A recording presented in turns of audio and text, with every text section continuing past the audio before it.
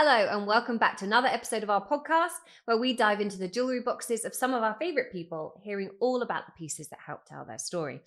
And on this episode, I'm joined by a very good friend of the brand, Nottingham gal, now London-based, mega singer-songwriter, and quite possibly one of the best people in the biz, with the biggest heart, and I do believe we're lost soulmates. It's Beka, everyone. I feel so shook. Like this. I'm shook by that intro.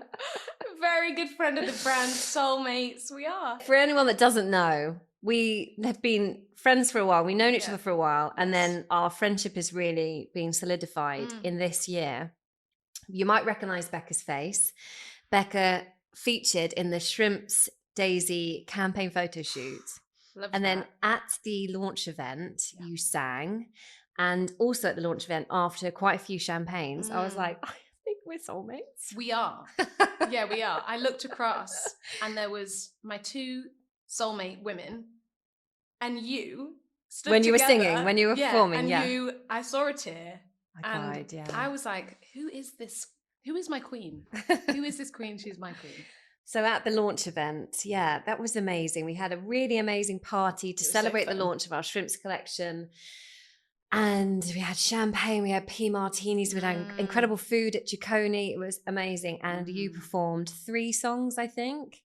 You know what? I think it was more. Was it? I think it was, yeah. I actually felt quite nervous before that, you know. Did you? Because I was thinking, is this room of very gorgeous, prestigious, fascinating, interesting intellectuals going to want to stop their conversation and stand and watch me sing? I know what you mean. I just remember being like, especially it's like ting ting ting, everyone stop what you're doing, come Can in you and watch stand me sing, there. Please? Sure. But it was a real treat. It was like I'd never done that before. The whole thing was a bit nuts though, the whole Shrimps Daisy Beka thing. It was cool. I was buzzing. Also, I love you both as brands. And I think it's quite a rare thing as an artist to get to collaborate with 2 people who you wear and rep and bug to dress you. Well, that's why I think it worked so well, because so the backstory for everyone who doesn't know was when we were Hannah from Shrimps, we were talking about doing the shoot for the collection, and we were trying to work out which model we might want to use. And we looked at a few models, and then your face and your name just came into my head, and I just thought, this would be so brilliant. Beka wears Shrimps and Beka wears Daisy and is a genuine fan. And I really believe that you kind of bring both of our collections, both of our brands to life. Thank you. And you said yes. God, it was great. And you guys went for it, because I had been being really annoying because I was on tour. You were on tour. You weren't getting back to Reply us now. But we didn't book anyone else. I was like, no, I got it. It's in here now. I can't use anyone else. No one else will do. This is a whole series called Ruth's Gut, because I love Ruth's gut. Instincts, not just gut. Gut health. Yeah. Ruth's gut health. Yeah. And you brought it all to life, and then we had the launch party and blah blah blah, and it was all just amazing. And the rest is history. But we are here today on the podcast. Yes. God, how are you feeling? I am having the time of my life already. Because whenever I come here to see you, it's all my bays from that night. That party really did a lot. Yeah, it did, didn't it? I just love the whole team. I have to say, because you might not let me say this later, I love what you've made. Aww. And the culture of your team is sensational. Every person you meet is just so warm, so attentive, so loving, and you all seem to love one another, which could be a fantastic lie, but it's going really well if it is. Just love what you built. It's not a lie. You know, when you see brands that you love and you see the ethos and the feeling and the summer girl and the, all the gorgeous things you put out are actually what is at the heartbeat. So, I think it helps that we actually all like the product. This is true. Jewellery's really nice. No, but you're absolutely true. You're absolutely right. We have amazing people that work here. We do. That's all part of it. Anyway, let's start from the beginning and tell everyone who you are.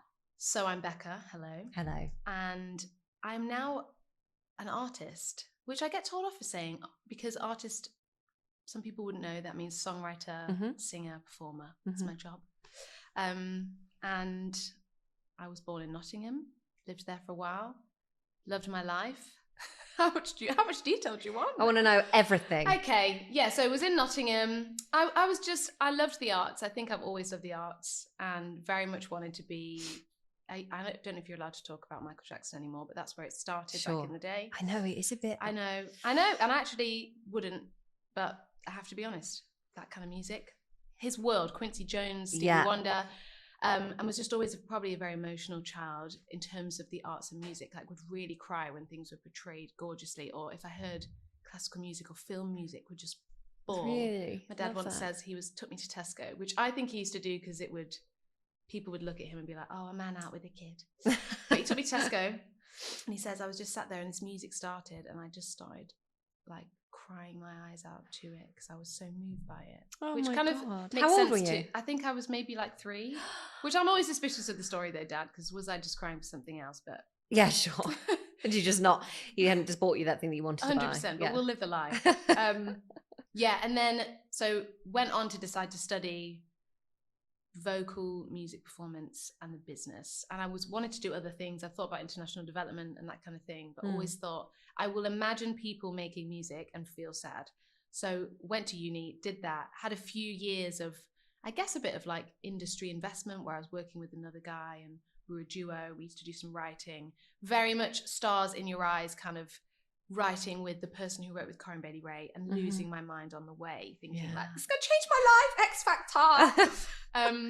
And then I'd had some really beautiful friends at uni called Han, Andy and James, and they'd actually sung at my wedding, which is great, like years on, and they got in touch and said, do you want to do some backing vocals for us? So I was like in London by this point, thought, yeah, this could be fun. And then things kind of spiraled from there. So they were about to release an album.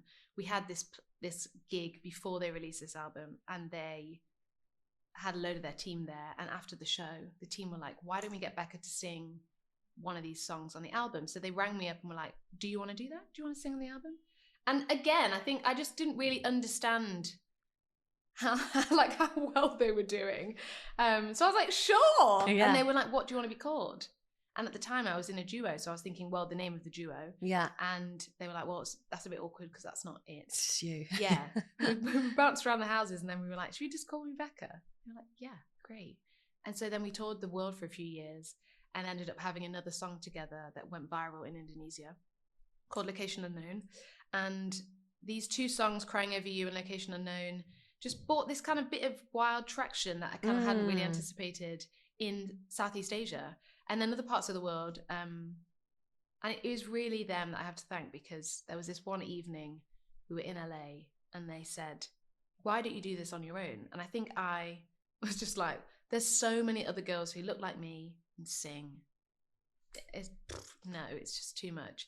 And they were like, I think this is what you really want and you should go for it. And I was like, but it's the thing I care about with music is what it does in culture. It's that it's like this, like, you can't touch it magic that bottles up your feelings. And when you want to go back there again for your, sad girl healing, you press play, or you're grieving and you can press play and enter into it and then leave it. And also that it makes us have these wild conversations, doesn't it? Yeah. About all the things we never talk about, especially as English people. Yeah. And so I'm saying this to them and they were like, well, just work with the people you love and do that then. And I think it was probably one of the most honest moments of my life where I let myself attach to the imagination that was in my head, that was always imagining that, but would never quite give words to it because I didn't think I could do it. I just had mad imposter syndrome and still do probably. And so from there, it's just been like years of being able to write and work with people I love and do it the way I love. And you must have this too, where jobs that are creative and somewhat look sexy, which if you do them, they're not, but you also have to fight this feeling that it's going to be too much and that it's too wild to want to do it. But fundamentally, if you're dreaming it, it's going to be pumping in there for the whole time, isn't it? And I think like what you said about and the advice that they gave you, just work with people you love. That is so, so true to you. And I think just shines from you. Your passion for what you do and your passion for people. Like, I really am not kidding when I say you're probably one of the best people in the biz and best people. Honestly, I tell everyone, you fill the room with sunshine and you will fill people who are watching their lives with sunshine. But I think that just shines through you, and being able to work with people that genuinely see that and want to make that flourish is just so important, isn't it? It just is. Like, because we are 360 people who go home, have a weird thing going on with our partner, have an annoying text from our mum, and look in the mirror and feel annoyed. All that is going on in our lives when we then come to our jobs. Yeah. So if you're not working with people who are going to who want to give you a bit of empathy when you're trying to get them to back something that's creative and ethereal, I think you're just stuffed. And so the people in our team so far have been, everyone we kind of attached to, from my manager Tando, who's a dear friend who I grew up with. Love Tando. Yeah, to and your guitarist, guitarist Matt, who I grew up with again. So many people in the team have been friends or have become friends, and they all carry that sort of thread of why it's important to have those relationships, because otherwise it gets tiring. Definitely. A bit boring. When was it that you first actually realized that you could sing? You said you've always had this in you and that emotional connection to music, but like, when was the first moment you went, I've got pipes? Oh, do you remember? I think it was probably about 7, and my uncle Mark, my mum's brother, had come over from the West Indies. He used to work in London and had been a producer. So he, in my head, was a heavyweight champ. And he knew what he was talking about. Yeah. And whenever he'd come over, because I knew he loved music, I would sing really loud. And there was this one time where he'd gone up to bed, because bless him, 8-hour flight. Sure. And I was singing at the time Whitney Houston, because of course I was. That's who I was being raised on. Shout out mum and dad. No pop music in the house ever. Just Whitney Houston. Just the greats, yeah. And apart from the Spice Girls. And I'll never forget, like, standing and singing and get I Will Always Love You. It couldn't get more basic biche than this. And afterwards he came down, and I was doing it underneath the room he was singing. And he was like, I think you can actually sing that. And you got that stamp of approval. Yes. Amazing. So, yes. And then maybe a bit more as a teenager. Yeah. I had somebody who kind of came and said, we've got some funding for kind of artist development stuff within the community. Would you want to do it? So I was like, yeah. But before then, I wanted to dance. Yeah. And it's one of those things where it's like a secret thing in my heart. But you can do it. You've got some good moves on stage. No, but they're the pulled back, like, what I dare to do moves. Okay. Whereas if I tried to do what's in my head, yeah, exactly. If I got that shoulder shimmy that you just did going on, it would be so awkward. But I need that J-Lo moment where I find my choreographer and he's like, come on. Yeah. I become honey. Okay. Yeah. That's a preview of what's really going on in my heart. So you released your debut single back in 2020. Well, yeah. Yeah, is that right? I think so. Was this in the madness of COVID? This was straight in the COVID. Yeah. So this was the October of the first part of right, because COVID. it kicked off in March. Yeah, it did. And in that time, I just said to Tando, I think you should manage me, because I'd been having a few meetings with other managers, and just the classic, Ruth, when you're sat with someone and they say, and their team come in and do something, and then they're annoyed and they go to you. Between me and you, I don't think that my team should be doing that kind of thing. And then starts to talk to you about their team, and you're thinking, there is no between me and you, because we met 5 minutes ago. Yeah, so sure, weird. Just lots of that weird stuff within the music industry. Yeah. Lots of managers that, were just not going to be great. Yeah, I hate that. Like, in order to bring you in, they were basically belittling 100%. And people like that. And if they're the head, you're thinking, well, this is just bad. What are you going to say about me? Exactly. Yeah. And I think as a woman also, I was very sensitive about the kind of person I wanted to have, because I needed somebody in this extremely male-dominated environment who was going to represent me well and bring my energy into those forums, and had met loads of people, decided on Tando, and that had kind of been the march. I say decided on Tando, had to woo Tando, really. Hi, friend. Yeah. And he'd already been helping a little bit as well. So it felt like this beautiful match made in heaven. Definitely. And then just finishing songs, because that had been happening before COVID. And yeah, it was such an exciting year. Horrendous in life, but it was so exciting. Just feeling like, the momentum for the little dreams that had been in my head was starting to happen, starting to see things happen. And so what month was it that you released the track? October.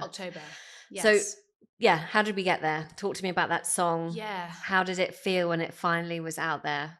God, I'll Be There still is probably the most special of all. Is it? That was one of my questions later on. I feel like it is, because it had been a song. It was the first song I'd ever written for myself as Beka, and we come back from being on tour, and I kind of come back to my house where Jordan was living, my husband, making it sound very weird. The shed. No, I'd just come home, and he'd been really struggling with his mental health. He'd been struggling with depression and anxiety, but I hadn't known how bad it had got. And I think he hadn't wanted to tell me. And also, when you're in that space, you're not telling everybody the depths of how much you're struggling. You're just in it. And I think seeing him, best friend, childhood sweetheart, just struggling, I just had these kind of words one morning. First morning I was back actually after tour, just making some tea and toast, my pink dressing gown. And I had Ludovico Einaudi playing, just classical music, because I'm a nana. And classical's not just for nanas, but classical tea and toast, nana. And I had these first words of the song. And at the time, I had a session with Hon the next day, who at this point I'd been touring with for 3-4 years. They're like my brothers. We share a bus together, which is basically a bunk. So we were really close, but I was just absolutely crapping myself. Like, can I write songs? What do I want the sound to be like? How do I articulate that? How do I go there emotionally? And even after, there's people you're so close with and intimate with, and you're having so many deep chats with. Yeah. But that going there felt terrifying. Sure. And so to have this kind of moment thinking about Jordan and feeling a bit moved by the music, I just thought, let me just press record. And had the line, which was, you don't always feel like being center of attention. And there's a side of you that sometimes gets frightened thinking about him. And then went to my sofa, started writing a little bit, had a little cry. And I think sometimes when or for me, when I have that like gut feeling of being really moved, I try and follow it. So took this in with the guys the next day, and we wrote I'll Be There, which in essence was a song for him, but also at the time, I think I was also singing it to myself.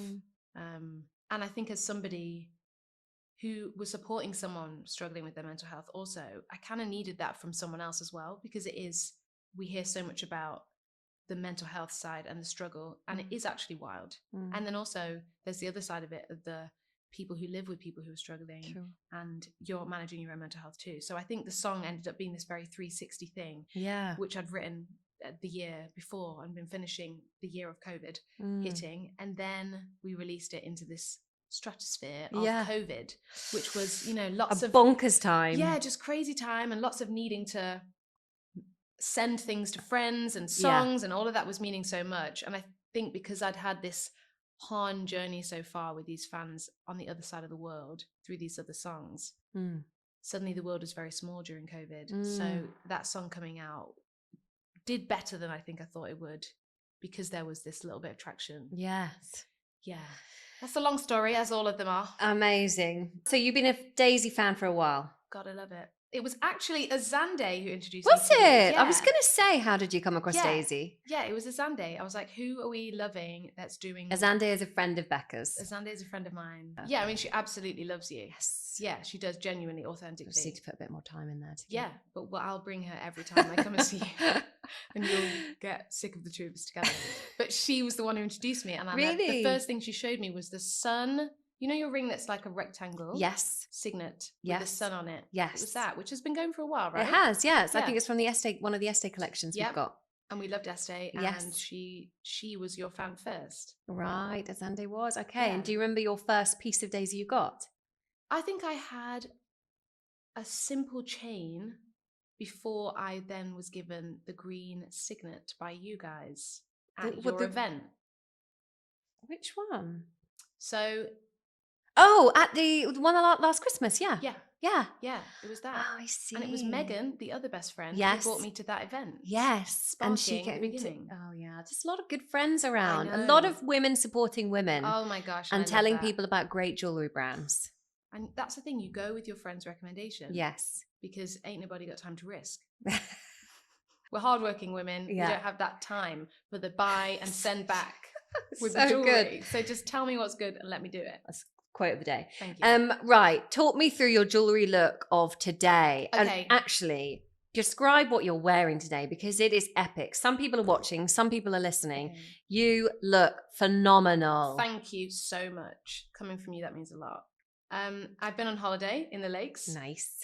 And Had great weather. It was great weather, but Ruth, it was too long for me. Okay. It was too long. Well, the holiday. The holiday was too long. With your husband? With my husband, whom I love. But I needed to be abroad. I think a week there and then a week out of the country. I say this because I packed a pathetic wardrobe thinking it'd be cold. Okay. No, we've had a heat wave. Yeah. So I spent the week in sweats. So today is my first day back properly working. I see. And I wanted to be myself. Big and bold. Big and bold. Big and bold. And so, yeah. dusky pink number. Dusky pink suit. It's incredible. With a three-piece shop today. Yeah. 3-piece suit from Frankie Shop. Yeah, and this is a Frankie Shop shirt, which I couldn't recommend more. Really? Hourglass, you tie it at the back. It comes in at the waist. Big shoulder pads. Nice. Yeah. So jewellery-wise. Yes, jewellery-wise. I wanted to go for what makes me comfortable. And this is actually a very me classic moment. Okay. It's all Daisy. Apart from your engagement ring, which we're going to talk about. We will. Yeah. So I've got a double stack of... You'll have to say double. the names. Okay, so you've got double stack or double dome. I'm a big fan of double stack. I've double stacked the wave ring. So you've got... Which I'm wearing on the other finger. Ooh. Yes. Okay, so you've got... I wear these two every day. Double dome. So you've got two dome rings and you've got two shrimps woven dome rings. Okay. Yes. And I like how you've done that. One ring at the bottom, one ring that's slightly smaller, that's sort of acting as a bit of a midi ring. Yep. Okay, and on the other hand, you've got a wavy ring. I forgot the name of that. Yeah, but I was a bit nervous about the two woven rings. Being together. That wouldn't be your way.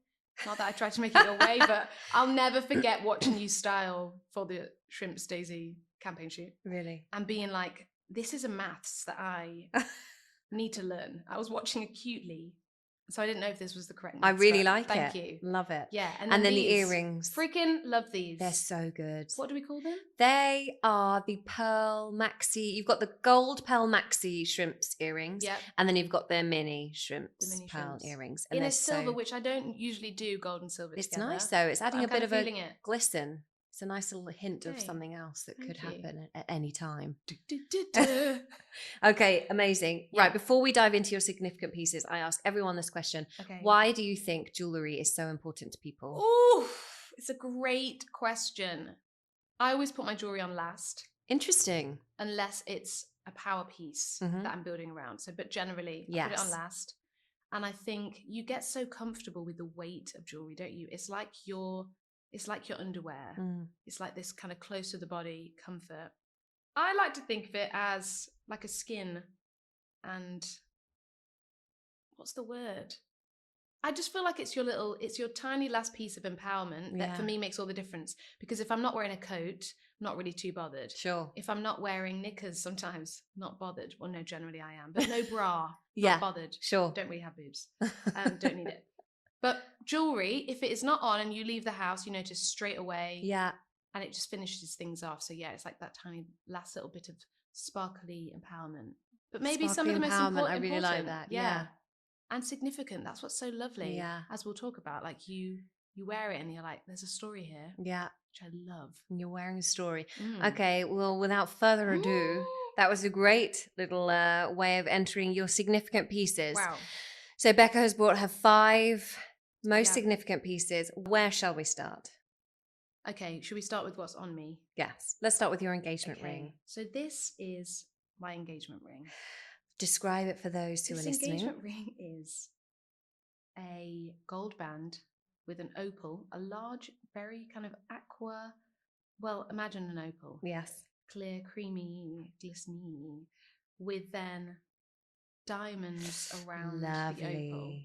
Can we see that? That's just me holding my hand towards the camera for all those listening. Good, remembering those people that are listening. Those people who are listening.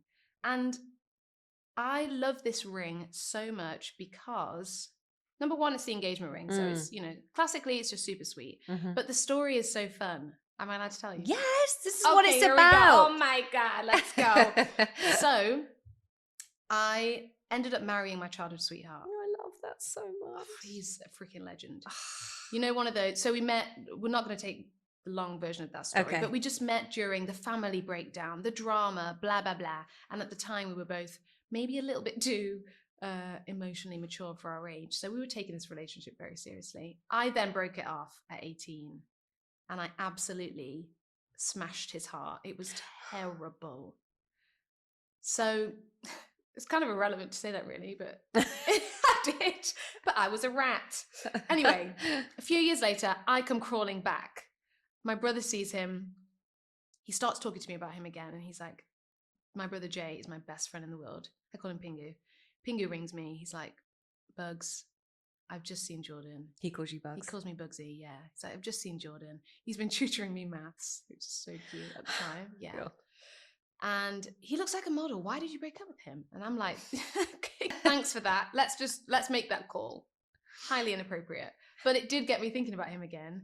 And I think because it had been a few years and I'd just grown up, I just was like, this man was everything that I, ever wanted in someone and would ever need. And I think also a bit more maybe intense that because both our parents had broken down and mine had, and that had been a while now, I think I just had a bit more of a sober understanding of that person that you choose, that you love and you choose to continue to love. And I was just thinking, flipping out, this is the one. So I had decided to just call him and tell him. So I, after a while, just decided to ring him up and I just said, I was like, hello? He was like, hi. No, that's me. Hi. He's like, hello. And I was like, look, I'm just going to get straight to it. And I text him to say, is it okay if I speak to you? I want to tell you something. Is that okay? And he's very mature. So I thought, if he didn't want to know, sure, he's not going to say yes. Yeah. And he would then say, now, if he were here, what idiot doesn't pick up the phone? Like, they're going to want to know what you're talking about. Sure, yeah. So I just rang him and I was like, look, you're the only person I've ever loved. I want you to be my last. And I want you to know that. And he's like, I hope you know what you're doing. We start dating again. A few years go by. And we're in Guildford, which is where I'd studied. That's where I grew up. Oh my God, yeah. Well, I grew up like half an hour, like 20 minutes away from Guildford. And yet again, another thing. So we probably went out to the drink, Harper's and stuff. What was that? Slug and Lettuce? You probably came and saw me sing there once. Oh, really? Oh my God. What year? Wait, did you go to the ACM? I went to the ACM. I studied at the ACM, but really long time ago, like 20 years ago. Yeah. I did a course there when it was not where it is now. When it was in different locations. This is why we're This is why we're soulmates. Yeah. But wait, you did management? No, so I did, my university course was music management, but this is like a long time ago. I did a singing course at the ACM. See, my mouth is dropped open for anyone who's not watching. I didn't. Just linked in so many ways. Okay, anyway, back to the engagement story. Sorry, so you're in Guildford. We're in Guildford together. We see this ring shop. We're looking at rings, and Jordan's like, we just stood outside, as we would, you're perusing. You just have a little look. And he's like, what do you like here? And I see this ring. But I see it in black, a black opal. And I'm like, I love that. I think that's really cool. And he's like, I love the one next to it. And it's this ring. And he's like, why don't we just go in and just get your ring done? Like, lol. Being very like, ah. Yeah. And I was like, sure, yeah, let's do it. Not thinking we're ever, going to be getting engaged anytime soon. So we go in, we get the ring done. And then... What do you mean get the ring done? Get the ring sized up. Sized up, okay. Which is a thing, which you never think about. So we get the ring sized up. He now knows. I actually couldn't even tell you what letter I am. I lose that information straight away mentally. He obviously stores it. Yeah.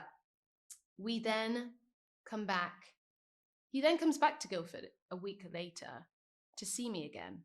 And he goes, oh no, I go and look at the ring store again. With my best friend, and it's not there. It's not there. Oh, of course. And it's vintage. So I was like, so I call my best friend, Megan. Again, Megan and Sunday, the only two characters in any of these stories. And JJ. All the loves of my life. And she's like, I'm like, the ring has gone. She's like, nah, well, he's obviously not bought it. And I'm like, yeah, you're right. So he comes and he goes, should we go and look in that shop again and see if the rings, and see the ring? And I was like, oh, babe, the ring's gone. I actually looked the other day. And he was like, oh, okay. Well, I'd never be able to afford it anyway, so whatever. Nice, good cover. Track forward however many months. And we're going to London for his birthday. And I think I'm taking him to London for his birthday because at the time we're living in Nottingham. And we get to St. Pancras. And he hands me this piece of paper and is like, can you just hold this for a sec? I look at it and it says Eurostar to Paris. And I'm thinking, why would we be going to Paris on your birthday? Because I brought you here. Because I brought you here. Turns out he was planning a little proposal. We go through St. Pancras, like we go through the Eurostar. We're walking and he goes, to be fair, babe, when we get back, I don't think we can go to Toby's birthday. I'm like, what? And he's like, because we can't rock up at someone's birthday engaged. And I was like, mouth open, like, you've just said the thing we both know is happening, but no one said. So I walk forward, classic, like, absolutely shook to the core. What, thinking, has he just really messed up there? Thinking, you're smoking crack. So I walk forward. He thinks, he's like, I need to do it now. Wait, did he actually mess up? He messed up. Oh my God, it wasn't part of this whole thing that you turn around and he's like, No, he actually messed up. He messed up. So I'm walking ahead because I'm so embarrassed, don't really know what to do. How do you even cope when you know you're about to get engaged? How are we ever even going to get through the flipping Eurostar knowing that we're getting engaged? Like, crazy. And I turn back round and he's just thought, stuff it. So he's opened his suitcase, got his ring out, and he's there on one knee in the middle of the Eurostar station. My God. And you know, like, I've been with him since I was 15. So I've thought about this moment and I'm thinking, freaking, it's happening. Oh my gosh, it's happening. And I remember putting my stuff down and then suddenly hearing this flutter of people being like, oh my God. And people are going, oh my God, oh my God, oh my God. And I'm trying to tune into what he's saying. Yeah, sure. But very aware that there's like a ton of people there. And then I'm thinking, oh my God, this is the moment. And then he says, will you marry me?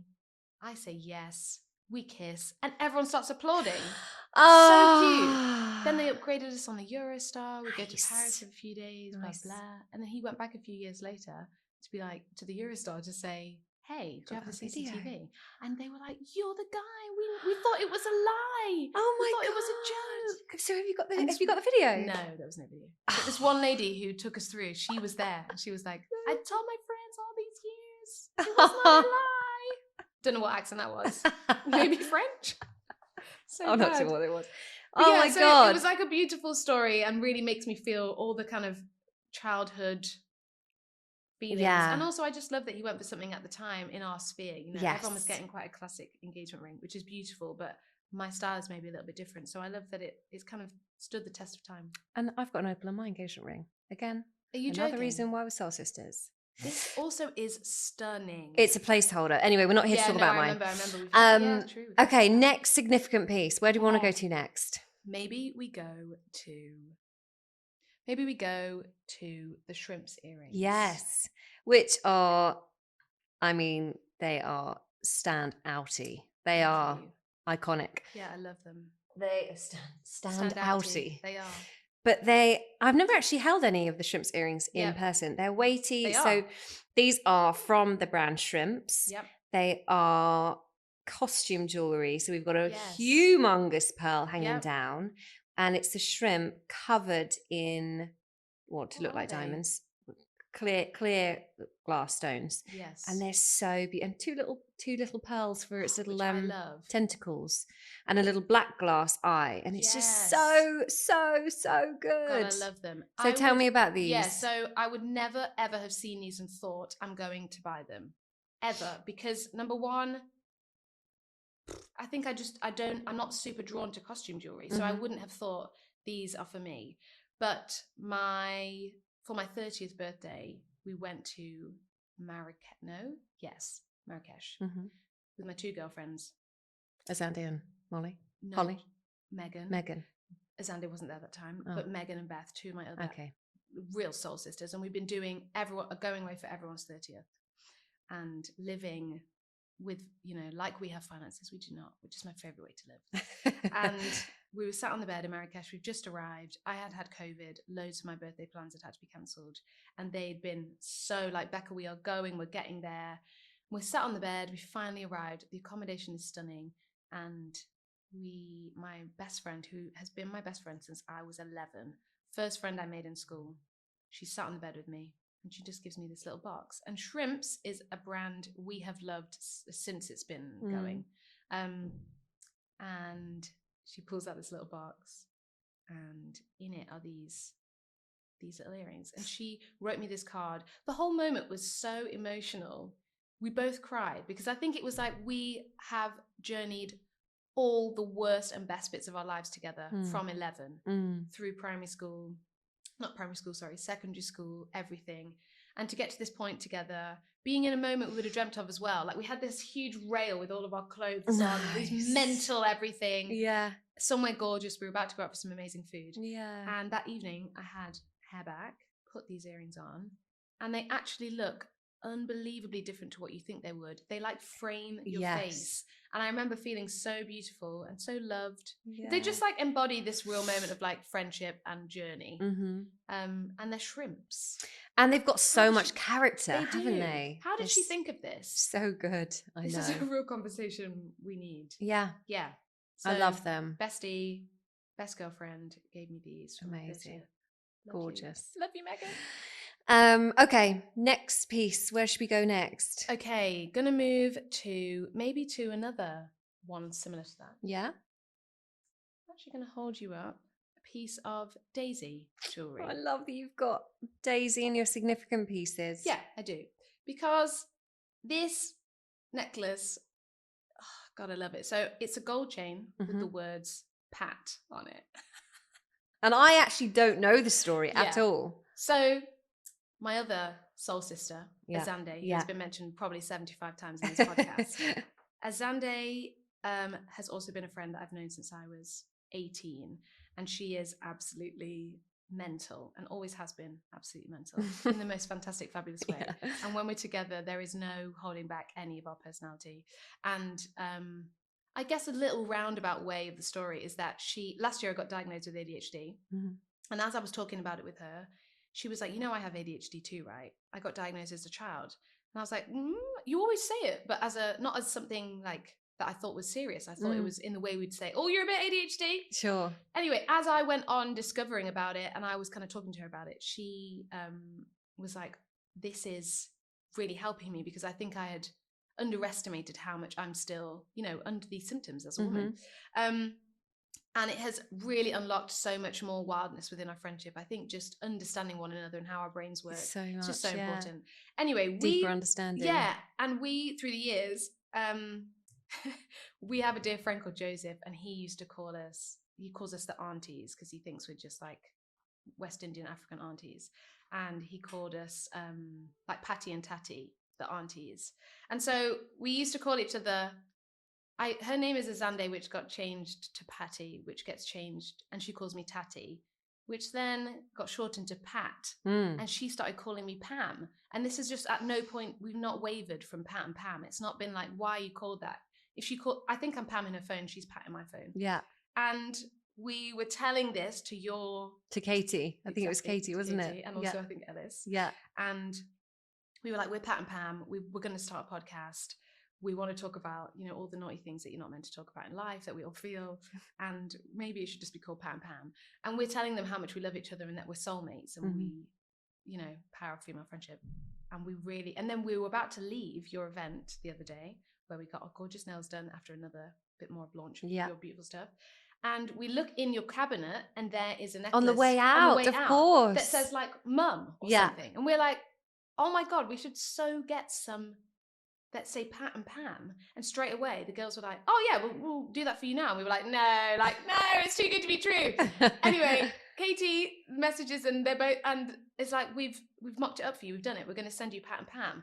So then we had an evening where we went out for dinner and I got sent Pam because I'm Pam and she's Pat. And we swapped our necklaces. So now I wear. You've got Pat and she's got Pam. Yeah. And it's all very ridiculous, but it's brilliant. But it just, I love it. I feel like it's taken me so many years to be really vulnerable and comfortable with the soul sisters in my life. And I genuinely have no clue what I would do without them. So it's just significant. I wear her on my heart. I love that. Pat, love you.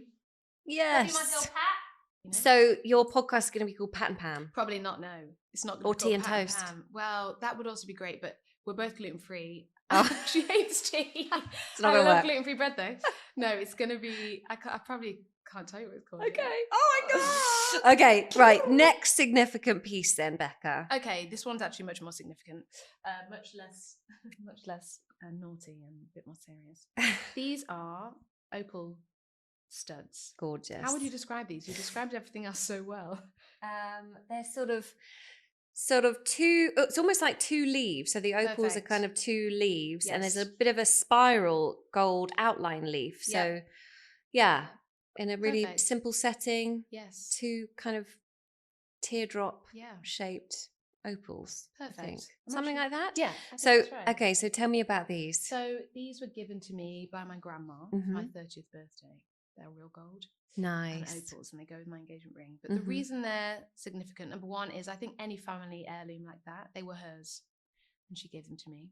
But also my grandma is hands down the most inspirational person I know in the world. She's phenomenal. Very long story short, which I feel like I've said already and made all the stories long. Is that, long story short, she's a lady from North Yorkshire. She, eldest girl of 9. Wow. There's one above her, irrelevant. She goes to study to become a nurse, meets my granddad, who is a West Indian man who had won a scholarship. The story of like gone from having no shoes and saving his Sunday best to walk to school because he decided he wanted to be a doctor, to managing to get scholarships to come to the UK. So, I mean, even that in itself is a bit wild, but they meet over the operating table, and she was actually engaged at the time. She met him. He sees her. She says something that's quite direct. He's like, I love this sassy lady. And she would hate hearing that word sassy because she was like, I'm not sassy, I was just direct. You're right. And I believe that, but granddad tells it another way. Anyway, he persuades her to go out on a date. She's so drawn to him. She leaves her engagement. They go out on a date. They get married, which is wild because they're, a black man and a white woman in England in the 60s, not happening. And the pictures of their wedding are just absolutely beautiful. All the, West Indian on one side, Yorkshire on the other, in the times of like princess dresses, gorgeous. And really beautiful how both families kind of took them in. They get married. They then have my mum, and they go back to St. Vincent and the Grenadines, which is what my granddad had studied 13 years for, to have all forms of medicine, to be able to take it back to his people. Grandma gets on a boat, says goodbye to her family, knowing she won't see them for another 4 years minimum, with a newborn who was, I think, like 3 weeks old. Even that, I'm like, how? Yeah. How? She arrives as a white woman on this West Indian island, knows absolutely no one, and proceeds to raise 4 children under 4. Wow. 4 or 4 under 5. 4 children under 5, sorry. And they start this NHS type thing for the West Indies. So they were, I say for the West Indies, for St. Vincent and the Grenadines. So they were so moved by the sort of NHS system that they decided, we need to set something up like this. So if you can pay, amazing. If you can't pay, fine, we'll still be there for you. And they did that through the years, absolutely changing people's lives. If you go now, the other day we went and there was a man in a box on the side of the street who shouts out, Dr. Cyrus. And then we go down the road and the president's aide is there, Dr. Cyrus. Everybody knows my grandma and granddad. So that's amazing. They work together for all these years. And then they get awards from the Queen, and they come to England to get awards from the Queen. And then eventually a few years ago, they got knighted. It's for the contribution to medicine for St. Vincent and the Grenadines. And amidst all of this, my granddad, an amazing story, but the person who held all that together was my grandma. And I'm so just inspired by her resilience. How do you, even just having now 4 under 5 and a job, a full-time job, so philanthropic and so caring. And my granddad passed away this year too. So she's had, this person who she was in love with since she was 21. She moved at 23 and she's been out there her whole life. So I hold those earrings as a real thing I will treasure for my whole life. Probably my most treasured piece of jewelry because they just represent so much. Go grandma, go Catherine Cyrus, Lady Catherine Cyrus. Lady Catherine Cyrus. Lady Catherine. Oh my gosh, beautiful. Okay, your last significant my final piece is another daisy piece. This is my shrimps daisy ring. And I have turned... It's our shrimps and daisy spinning ring. And I've spun it so much. Put in a nutshell, the reason I love this is because it represents so much for me about just a little bit of personal self-belief. Like that day, being with 2 brands who I have loved for years. And also I really admire you and Hannah, and you represent so much that I want for myself and for the brand and for everything I'm building. And this day, just being able to collaborate with you both was a real show of, I guess, a little like 2 fingers up to imposter syndrome, and just believing that the things that you want and secretly dream are not too lofty or too anything really. There's no too muchness about them. They're just the things that you desire. So this is like a beautiful sort of thing that reminds me of being able to do the thing that you love, and that has no like end to it. Those tentacles can go out everywhere. I love that. I love it. The energy you brought, like was just captured in the photographs, and the energy, like it was just amazing. It was just incredible. And I did have a pinch me moment. Do you remember before when we were getting ready, you're having your hair and makeup, and you were like, what is this day like? When does this collection suddenly start feeling like this? And I said, when we've got you in your first look and the jewellery is on you and it works, that's when I'm going to go, yes. Because I spend so much time with the drawings and with the samples and playing around and like looking at the pricing and is this going to work? But actually seeing that first photo and everyone go, oh, that was when it was amazing. Thank you. I was absolutely crapping myself, but you were all very lovely. Okay, thank you for talking through your significant pieces. Thanks for letting me. Okay, sticking with jewellery, what's your earliest jewellery memory? Oh, getting my ears pierced with my grandma. How old were you? I'm always interested to know, what's the age? I had to wait until I was, I think it was 12 or 13 to get my ears pierced. I was 8. Ooh, I know, young, but I mean, in the West Indies, they will pierce them as a baby. Sure, yeah. Which is, let's not cast any judgment on that, Rebecca. It's interesting. Okay. And so she came over. She doesn't live here, so she came over and she was like, should we do it? Like, yeah. So we went, and I had those 2 gold studs, which classic. I would wear now. Yeah, they are classic. Yeah, and then you move on to the heaviest jewelry possible that will stretch your lobes.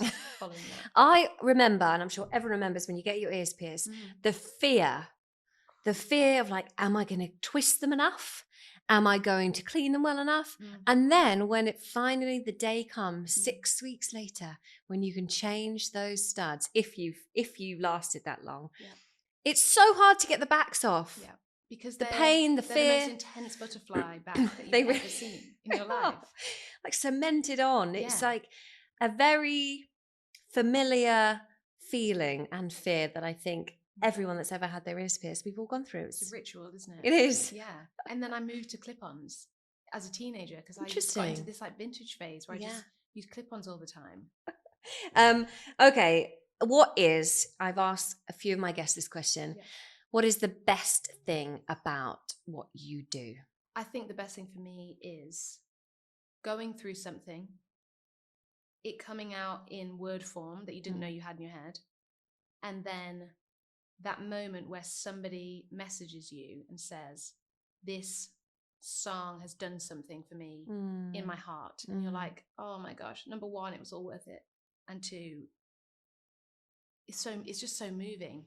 And then I think when you get to perform it live and you see a little tear or you see it move someone, that's like, for me, the best bit. Yeah. I think. Amazing. It's the emotional connection bit. It all comes back. Yeah. Yeah, I can't even imagine that. It's incredible. As you would know as a singer, which needs to be spoken about more, but whatever. It was all in the past. Looking back at that little girl singing and making up dance moves in your bedroom, what would you say to her? I love this question. I think I would say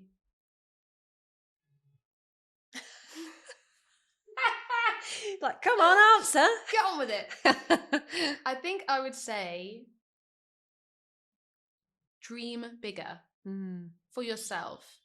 And I think I'd say also feed your imagination and ask lots of questions. Yeah. That's really good. I think when you're young and your imagination is so beautiful, but it's those things that you say then when you're an adult. Oh, when I was younger, I always wanted to. So I think, dream bigger. Dream bigger. I like that. Tell us what's coming next for Beka. So there's a lot of secret stuff that I actually can't talk about, but I know, really boring, but I will say. Wait, But maybe it's happened by the time this comes out. When does this come out? This comes out this is going to be out like second week of November. No, won't be out yet. Still a secret. Gutted. Okay. So something very exciting. I've been working on a project which is. I think you secretly told me after a few glasses I think of I did. Something bubbles. I've always dreamt of doing. Yeah.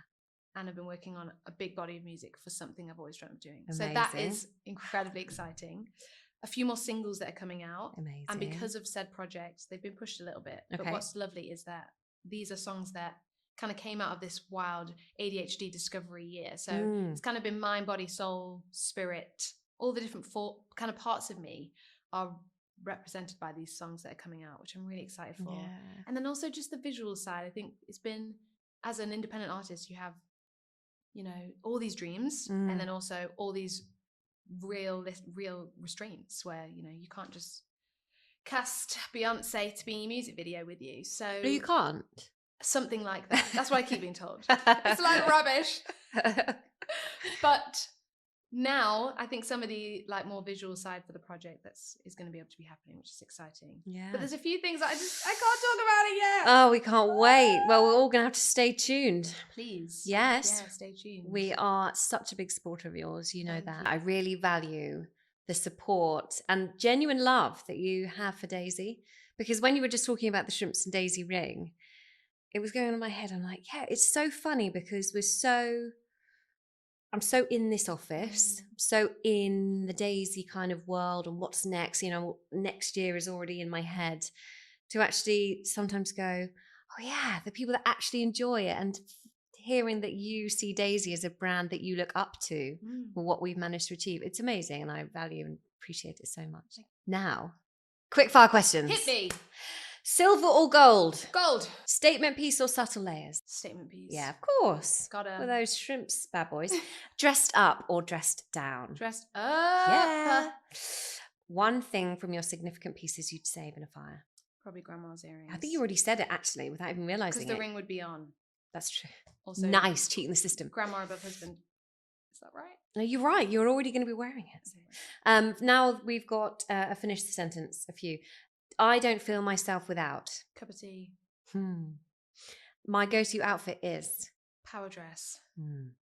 And jewellery makes me feel? Me. Yeah. Beka, as always, it was so nice to see you, and have an amazing week. Right now we're actually in Fashion Week and Beka's going to all sorts of amazing places. You look fantastic. We all love you. Everybody loves you. Go and listen to Beka's music. Download everything. Buy everything. She's amazing. You'll love her. You are so wonderful. Thank you. I love you, Daisy. I'm Ruth.